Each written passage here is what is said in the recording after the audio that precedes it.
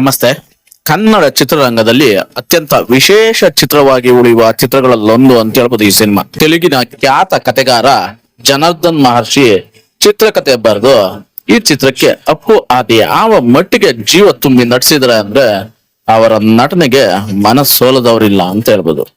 ಹಾಗೆ ಚಿತ್ರದ ಶುರುವಿನಲ್ಲಿ ಬೇಜವಾಬ್ದಾರಿ ಬಿಂದಾಸ್ ಕೋಟ್ಯಾಧಿಪತಿ ವ್ಯಕ್ತಿ ಪ್ರೀತಿಯಲ್ಲಿ ಬಿದ್ದ ಬಳಿಕ ಬದಲಾದ ಸನ್ನಿವೇಶದಲ್ಲಿ ಹೊಸ ಬದುಕು ಅರಸುತ್ತಾ ಹೊರಡುವ ಈ ಸಿನಿಮಾನ ನಾವು ಕುಟುಂಬ ಸಮೇತ ನೋಡಿದ್ವಿ ಗುರು.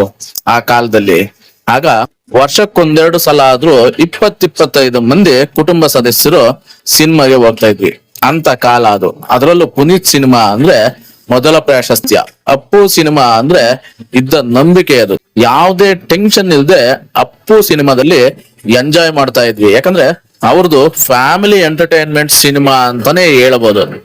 ಸೊ ಈ ಸಿನಿಮಾದ ಬಗ್ಗೆ ನಾನ್ ಇವತ್ತು ರಿವ್ಯೂ ಕೊಡ್ತಾ ಇದ್ದೀನಿ. ಯಾವ್ದು ಆ ಸಿನಿಮಾ ಅಂತ ನೋಡೋಕ್ಕೂ ಮುಂಚೆ ಯಾರೆಲ್ಲ ಚಾನಲ್ ನ ಸಬ್ಸ್ಕ್ರೈಬ್ ಮಾಡ್ಕೊಂಡಿಲ್ವೋ ದಯಮಾಡಿ ಸಬ್ಸ್ಕ್ರೈಬ್ ಮಾಡ್ಕೊಳ್ಳಿ. ಹಾಗೆ ಬೆಲ್ ಬಟನ್ ನ ಕ್ಲಿಕ್ ಮಾಡಿ ಲೈಕ್ ಶೇರ್ ಕಮೆಂಟ್ ಕೊಟ್ಬಿಡಿ ಅಂತ ಹೇಳ್ತಾ, ಅರಸು ಅಂತಕ್ಕಂಥ ಸಿನಿಮಾ ಪುನೀತ್ ರಾಜ್ಕುಮಾರ್ ಅವರ ನಟನೆಯಲ್ಲಿ ಮೂಡಿ ಬಂದಿರತಕ್ಕಂಥ ಸಿನಿಮಾ, ಮಹೇಶ್ ಬಾಬು ಅವರು ನಿರ್ದೇಶನ ಮಾಡಿರತಕ್ಕಂಥ ಸಿನಿಮಾ ಅರಸು. ಸೊ ಪಾರ್ವತಮ್ಮ ರಾಜ್ಕುಮಾರ್ ನಿರ್ಮಿಸ್ತಾರೆ. ಪುನೀತ್ ರಾಜ್ಕುಮಾರ್, ಮೀರಾ ಜಾಸ್ಮಿನ್, ರಮ್ಯಾ ಈ ಸಿನಿಮಾದಲ್ಲಿ ನಟನೆಯನ್ನ ಮಾಡ್ತಾರೆ. Poornima entertainment presents Vajreshwari combines ಲಾಂಛನದಲ್ಲಿ 25 ಜನವರಿ 2007 ಬಿಡುಗಡೆ ಆಗುತ್ತೆ ಸಿನಿಮಾ. ತುಂಬಾನೇ ಹಿಟ್ ಆಗುತ್ತೆ. ಈ ಸಿನಿಮಾದ ಒಂದು ರಿವ್ಯೂ ನೋಡೋದಾದ್ರೆ, ಶಿವರಾಜ್ ಅರಸ್ ಅಂತಕ್ಕಂತ ಶ್ರೀಮಂತ ವ್ಯಾಪಾರ ಕುಟುಂಬದ ಅನಿವಾಸಿ ಭಾರತೀಯ ಆಗಿರ್ತಾರೆ ಪುನೀತ್ ರಾಜ್ಕುಮಾರ್ ಅವರು. ಕುಟುಂಬದ ಹಣವನ್ನು ಖರ್ಚು ಮಾಡ್ತಾ ಸಮಯ ಕಳೀತಾ ಹೋಗ್ತಾ ಇರ್ತಾರೆ. ಅವರು ಮುನ್ನಡೆಸ್ತಾ ಇರ್ತಕ್ಕಂಥ ಕಂಪ್ನಿಗಳನ್ನ ನಡ್ಸೋದಕ್ಕೆ ಅಂತ ಭಾರತಕ್ಕೆ ಹಿಂತಿರುಗ್ತಾರೆ. ಆಗ ಅವರ ಮ್ಯಾನೇಜರ್ ರಾಮಣ್ಣ ಸಲಹೆ ನೀಡ್ತಾರೆ. ಭಾರತಕ್ಕೆ ಬಂದ ನಂತರ ಅಮೆರಿಕದಲ್ಲಿ ಐಷಾರಾಮಿ ಮತ್ತು ನಿರಾತಂಕ ಜೀವನವನ್ನು ನಡೆಸಿದ ನಂತರ ಅರಸ್ ಇಲ್ಲಿ ಸ್ವಲ್ಪ ಭಾರತದಲ್ಲಿ ಹೊಂದ್ಕೊಳ್ಳೋದಕ್ಕೆ ಸ್ವಲ್ಪ ಕಷ್ಟನ ಪಡ್ತಾರೆ. ಸೊ ಆಗ ರಾಮಣ್ಣನ ಮಗಳು ಶ್ರುತಿನ ಪ್ರೀತಿಸ್ತಾರೆ ಮತ್ತು ಅವಳಿಗೆ ಮದುವೆ ಪ್ರಸ್ತಾಪನು ಮಾಡ್ತಾರೆ. ಆದ್ರೆ ಅವಳು ಅವನ ಹಾಳಾದ ಜೀವನ ಶೈಲಿಯನ್ನು ಕೆಣಕ್ತಾ ಇರ್ತಾಳೆ ಮತ್ತು ಅವನ ಪ್ರಸ್ತಾಪವನ್ನು ಪರಿಗಣಿಸುವ ಬಗ್ಗೆ ಯೋಚಿಸುವ ಮೂಲಕ ತಿಂಗಳಿಗೆ ಕನಿಷ್ಠ 5,000 ಸಂಪಾದಿಸೋದಕ್ಕೆ ಸವಾಲಾಗ್ತಾಳೆ ಮತ್ತು ಕಂಪನಿಯ ಬಗ್ಗೆ ಕೆಟ್ಟ ಹೇಳಿಕೆ ನೀಡ್ತಾಳೆ. ಇದು ಅರಸ್ ಅವರನ್ನು ದಿಗ್ಭ್ರಮೆಗೊಳಿಸ್ತೈತೆ.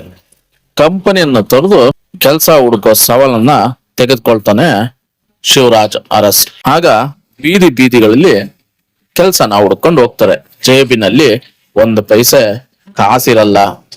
ಸೊ ಶಿವರಾಜ್ ಅರಸ್ ಹಸುವಿನಿಂದ ಹೋಟೆಲ್ ನಲ್ಲಿ ಊಟ ಕೇಳೋದಕ್ಕೆ ಅಂತ ಹೋಗ್ತಾನೆ. ಅಲ್ಲಿ ಕಡಿಮೆ ಬೆಲೆಗಳನ್ನು ನೋಡಿ ಆಶ್ಚರ್ಯಚಕಿತನಾಗ್ತಾನೆ. ಆದ್ರೆ ಹೋಟೆಲ್ ಮಾಲಕರು 100 ಪಟ್ಟು ಮರುಪಾವತಿ ಮಾಡುವುದಾಗಿ ನೀಡಿದ ಭರವಸೆಯನ್ನು ನಂಬದಿದ್ದಾಗ ಹೊರಗೆ ಎಸೆಯಲ್ಪಡ್ತಾನೆ ಶಿವರಾಜ್ ಅರಸ್.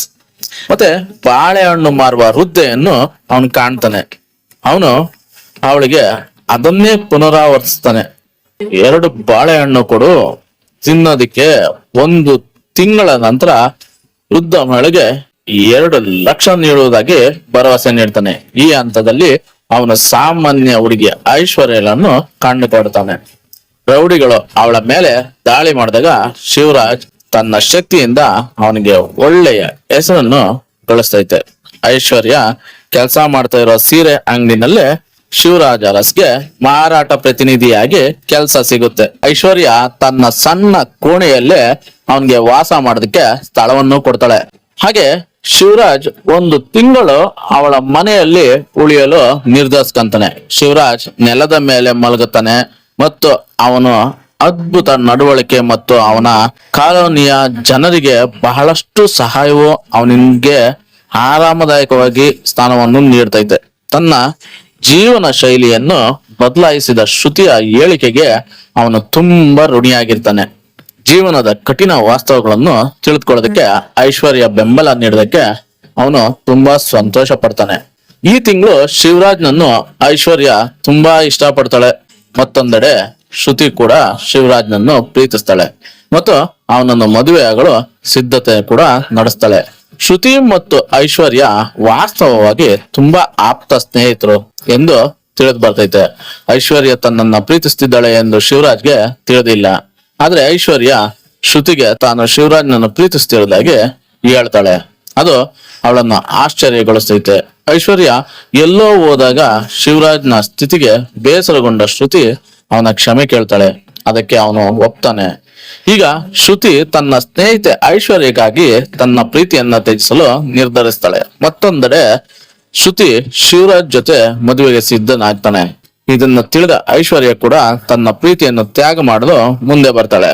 ಏನು ಮಾಡ್ಬೇಕೆಂದು ತಿಳಿಯದೆ ಬುದ್ಧಿವಂತ ಶಿವರಾಜ್ ದಿಟ್ಟ ಹೆಜ್ಜೆ ಇಡ್ತಾನೆ. ತನ್ನ ನಿರ್ಧಾರವನ್ನು ಬಹಿರಂಗಪಡಿಸದೆ ತನ್ನ ಒಳ್ಳೆಯ ಸ್ನೇಹಿತರಾದ ವಿಜಯ್ ಮತ್ತು ವಿನಯರನ್ನು ಮದುವೆಯಾಗಲು ಇಬ್ಬರನ್ನು ಮನವೊಲಿಸ್ತಾನೆ. ಆ ವಿಜಯ್ ಮತ್ತು ವಿನಯ್ ಯಾರು ಅಂತಂದ್ರೆ ಅತಿಥಿ ಪಾತ್ರದಲ್ಲಿ ದರ್ಶನ್ ಮತ್ತು ಆದಿತ್ಯ ಅವರು ಬರ್ತಾರೆ.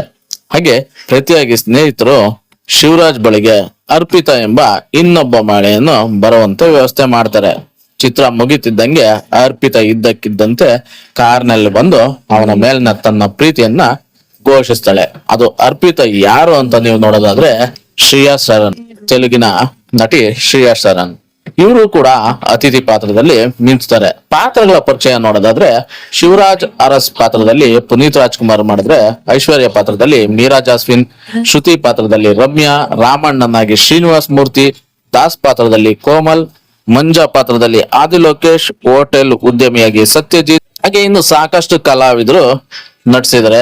ಅತಿಥಿ ಪಾತ್ರದಲ್ಲಿ ವಿಜಯ್ ಆಗಿ ದರ್ಶನ್, ವಿನಯ್ ಆಗಿ ಆದಿತ್ಯ ಹಾಗೂ ಅರ್ಪಿತಾ ಪಾತ್ರದಲ್ಲಿ ಶ್ರೇಯಾ ಸರನ್ ನಟಿಸ್ತಾರೆ. ಸೊ ಈ ಸಿನಿಮಾದ ರಿವ್ಯೂ ನೀವು ನೋಡಿದ್ರ, ಈ ರಿವ್ಯೂ ನಿಮ್ಗೆ ಇಷ್ಟ ಆಗಿದ್ರೆ ದಯಮಾಡಿ ಒಂದೇ ಒಂದು ಸಬ್ಸ್ಕ್ರೈಬ್ ಮಾಡಿ, ಹಾಗೆ ಲೈಕ್ ಶೇರ್ ಕಮೆಂಟ್ ಕೊಟ್ಬಿಡಿ ಅಂತ ಹೇಳ್ತಾ ಸಿಗೋಣ ಮತ್ತೊಂದು ವಿಡಿಯೋದಲ್ಲಿ. ಧನ್ಯವಾದಗಳು, ಶುಭ ದಿನ. ಹೊಸ ಹೊಸ ಫೋಟೋಗಳು ಈ ವಿಡಿಯೋದಲ್ಲಿ ಲಾಸ್ಟಲ್ಲಿ ನಿಮಗೆ ಸಿಗುತ್ತೆ, ನೋಡ್ತಾ ಇರಿ. ಹಾಗೆ ಹೊಸ ಹೊಸ ಡಿಫ್ರೆಂಟ್ ಫೋಟೋಗಳು. ಈಗ 40ರ ವಯಸ್ಸಿನಲ್ಲೂ ಮೀರಾ ಜಾಸ್ಮಿನ್ ಎಷ್ಟು ಯಂಗಾಗಿ ಕಾಣ್ತಾನೆ ಅನ್ನೋದನ್ನ ಈ ಫೋಟೋಗಳ ಮೂಲಕ ನೀವು ನೋಡ್ತಾ ಹೋಗ್ಬೋದು. ಹಾಗೆ ನೋಡ್ತಾ ಇರಿ, ಒಂದೊಂದು ಹಾಗೆ ಫೋಟೋಗಳು ಬರ್ತಾ ಹೋಗುತ್ತೆ.